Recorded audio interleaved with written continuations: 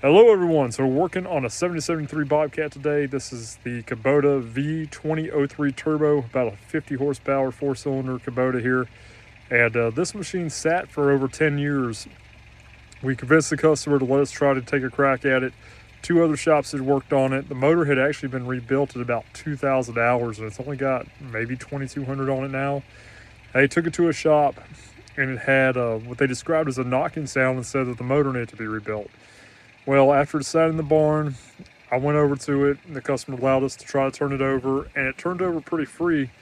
What we found was the pickup tube had cracked and a portion of it had fallen off in the fuel tank and it was sucking air.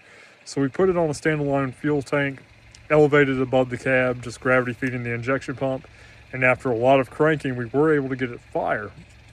The problem is that you shut it off for about 1 to 2 hours, it would cool back down and the machine would be incredibly hard to start. So we started digging into it and found that we only had 80 pounds of pressure on cylinder 1 and about 100, maybe 120 psi on cylinder 2. Cylinder 3 and 4 actually had about 450 to 500 psi. Sorry, reverse that. Cylinders 1 and 2 had about 450 to 500 psi. And then we were about 120 on 3 and about 80 on cylinder 1. So it wasn't looking good, but when it was running, it didn't have any blow-by. And then you could shut it off, come back about 45 minutes later, and it would fire up pretty easily. But if it sat for 2 or 3 hours, it just would not start. It was very stubborn to get going. So when we got it down here, changed the fluids, started putting a little bit of money and time in it, put new tires on it. And we found, when we pulled the valve cover, we had no gap at all on these 2 valves. And then on the intakes on both of these were tight. The exhaust valves on these were tight. And same thing on cylinder 2. We did a valve lash on them, which is like 0.2 millimeters. We had to rotate, I think it was the exhaust valve on cylinder 4, a full 400 degrees. So about 1 1/4 turns, which is a lot when you're talking about valve adjustment. Put everything back together and it fired right up. Now it's got around 450 psi in this cylinder, 450, 475, and around 475, 500 in cylinder 4. We're going to do a quick adjustment, or not adjustment, we're going to do a quick start just so you can see, because this one originally had about 100, 120 psi in it. So we've got all of our glow plugs out right now. We do have, obviously, our solenoid hooked up. We're going to crank it real fast.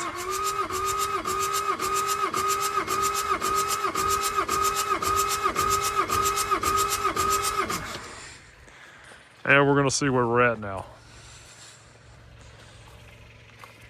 Yep, about 450, 475 on that. This engine is cold, so obviously once it's ran, the pressure is going to come up a little bit. This is going to be a great little secondary machine for him. He's using this as a backup to his T300. But 2 shops have worked on this thing and said that it was total scrap. It needed a complete rehaul, even though he just had one done. And it just shows you can't always take shops at face value. He put a lot of money and time in this. Between the 2 shops that worked on it, over a decade now. One went out of business while the machine was there. I don't think the other one's in business still. But it just goes to show you can't always take shops at face value. I'm not knocking anybody, but it's ridiculous that this machine is set between 10 and 12 years because the valves were out of adjustment. And the last shop to work on it did have the cylinder head off. So what happened was they must have set the valves just terribly. I don't know how it happened like that, but cylinder 1 was actually set pretty well. But cylinder 2 was off a good bit. And then cylinder 3 and 4 were way, way out. So I don't know if maybe they were having trouble getting a flathead screwdriver. Maybe they adjusted them and then tightened the adjustment nut down and it caused it to tighten up and lose the actual value. But yeah, I want to say the actual spec on this is between 0.18 millimeter and 0.22. I use a 0.20 or 0.2 millimeter filler gauge, which gets it right in the middle. And I really hope this helps somebody, but yeah, you gotta double check everything, guys. Until next time, all the way.